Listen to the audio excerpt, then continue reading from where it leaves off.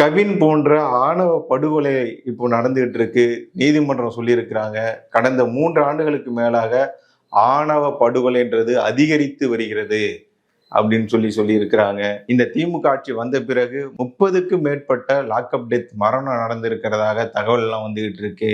வேங்கை வயல்ல குடிநீர்ல மலம் கலந்த சம்பவம், அண்ணா யூனிவர்சிட்டி போன்ற மற்ற இடங்கள்ல தமிழகம் முழுக்க நம்ம கேள்விப்படக்கூடிய பாலியல் வன்முறை, பாலியல் சீண்டல், பாலியல் கொடுமை இதெல்லாம் நம்ம பார்த்துட்டு இருக்கோம். ஸ்கூல்லங்க குடிச்சிட்டு ஆசிரியர் படுத்திருக்கிறது, மாணவர்கள்ட்ட காலமுக்கு கையமுக்குன்னு சொல்றது, தன்னுடைய சாப்பிட்ட பாத்திரத்தை கழுவிக்கிட்டுவான்னு சொல்றது, இது போதா குறைக்கு மாணவர்கள்ட்ட மாணவிகள்கிட்ட பாலியல் சீண்டல் பண்றது.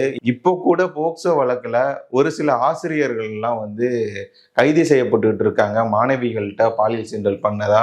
ஏன் தலைமை ஆசிரியரே இதுல ஒரு சில இடங்கள்லாம் சிக்கி இருக்கிறாங்க.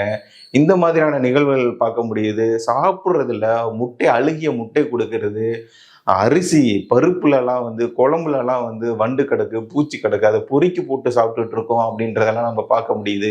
ஸ்கூல்ல சுற்றுச்சுவர் இடிஞ்சு விழுவுறது, கழிப்பறை சரியா இல்லைன்றது, இன்னும் நம்ம பல இதை பார்த்துக்கிட்டு இருக்கோம். அதுக்கெல்லாம் கண்கலங்காம கல்லு மாதிரி இருந்த நமது அன்பில் மகேஷ் அவர்கள் இதை பார்த்த உடனே மனசு உடைஞ்சு போய், நொந்து போய், கண்கலங்கி அவர் அழுததையும் செந்தில் பாலாஜி அவர்கள் பக்கத்துல நின்னதையும் பார்க்கும்போது